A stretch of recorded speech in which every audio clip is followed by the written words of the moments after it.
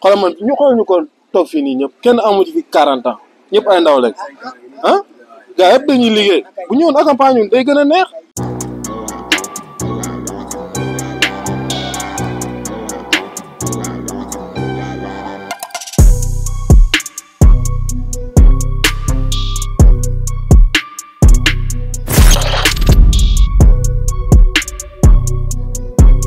ñu leen char baax di leen jaajëf man Mar Diop laa tudd. Mar Diop tey ñu fekk la ci gétt gi ngeen nekk ci waajal opération tabaski bi jamono ji tax nga ñu mën a wax ci mbirum jaayum xar yi.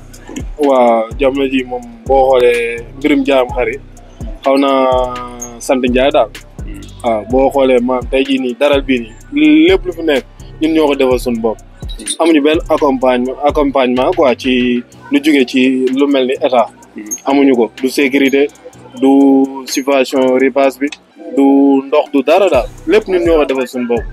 te en général dara gars yi dañ daan ñëw yokku la doole mais ren dañoo seetlu loolu noonu amul après tamit dëkk bi doy na waar goo xam ne ni xar yi pour nga jaaree sax c'est tout un problème. waaw ñu ngi ñëw di peese prix rek xam nga ñoom client yi ñuy wax client Dakar moom souvent ñu bëri problème dëkkuwaay lañ lay wax mais après di jéem a xool prix yi dem ñëwaat ne la maa ngi ñëw xool dem jéem a remplir seen poste am ñoo xam te ne dañuy jënd tamit bàyyi fii waaw loolu moom moo fi am aussi. wax xar wax xont bi jamono ji yan éleveurs yi ndax ngeen ko jàngatee. metti trop xont moom foo ko nattu métti waaye foo ko nattu wees na buñ demee ba xont bi gën a seer saako ceeb bi nit ñi dundee xam nga loolu problème la. waaw xont bi moom métti na trop parce que jarga bi boo xoolee mi ngi jar 11000. soo jënd kooraay bi mi ngi jar 16000 ngooñ moo tane ren parce que ngooñ comme nawet bi baaxul ni mu war a baaxee ngooñ am na quoi ngooñ mi ngi environ 4500 jëm 5000 la ngooñ di jar mais métti na trop parce que da ngay xëy suba daj benn saako ngooñ xam nga repas bi mën na def ak yow 4 jours wala 5 jours bu dee kooraay bi mën na def ak yow une semaine. loolu c'est pas normal loolu du yoon te doo dégg ma mus ñoo gis fu état taxawee ne. lan moo tax revanche bi ñu yokk pour lan moo tax wala mu dimbaliñ ci côté boobu quoi laa bëgg a wax mu taxaw ne revanche bi ñu yokk waruñu koo yokk wala kii te da ngay jooy ba sonn du am benn saafara du am benn saafara muy bi ñuy xontee xar yi bi ñuy xontee ginaar yi bépp xontu es bi nii dafa seet trop sax trop. sécurité moom doyul franchement moom sécurité du doyul parce que dañuy xool fii bu ñuy démarrandoo ñëpp dañuy gunge di ñëw di naan ataaya mais bu ñu demee ba nga xamante ne 5 heures du matin jot na ñu bëri dañuy tëri bàyyi la si daral bi daral boo ubbi benn nit wala ñaar nit nga fay fekk doo fekk ñetti nit loolu moom amul sécurité état bi war nañ see bàyyi xel mairie bi war nañ see bàyyi xel te mairie bi tamit ren seen lamp yi tàkkul mënuñuy def opération tabaski mairie yi seen lamp yi tàkkul lamp yi ngay def fii say xaalis ngay génne di ko si def loolu tamit métti na trop ñu ngi koy déplorer madame la maire bi fi nga xam ne moo nekk Golf Sud lamp yi tàkkul boobu ba léegi tàkkul man ba ma takkee ba léegi tàkkul. waaw fii moom mun naa ne quartier bi ñu ñëw manko daral yëpp ñoom manko di garder no relevante ñi dañuy garder tey suba ñeneen ñi ñëw mais nag nekkul benn nit moo fi nekk nekkul ñaar moo fi nekk mbooloo moo fi nekk suñu problème kay mooy suñu lampe mbedd yi moo tàkkul loolu mooy suñu jafe-jafe quoi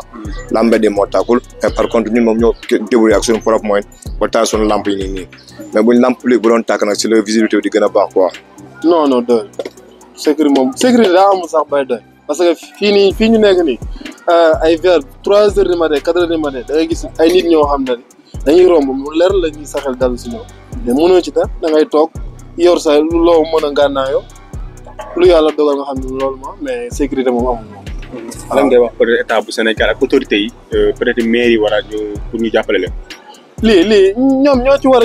a tirer leçon du question ñu ñoo leen war a kiire parce que ñoom ñoo war a jàppale population bi. maanaam pour ñu am liggéey. léegi yow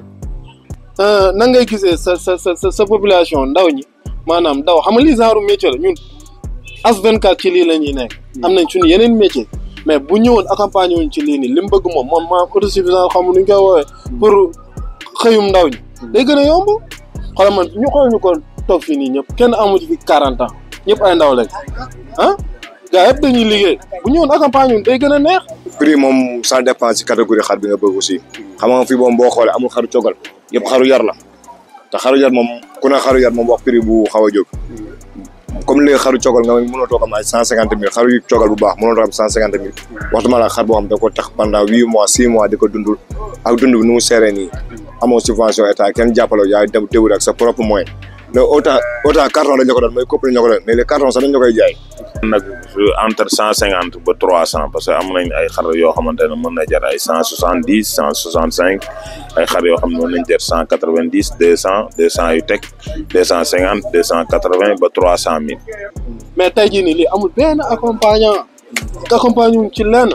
gouvernement moo war a organisé wu ci loolu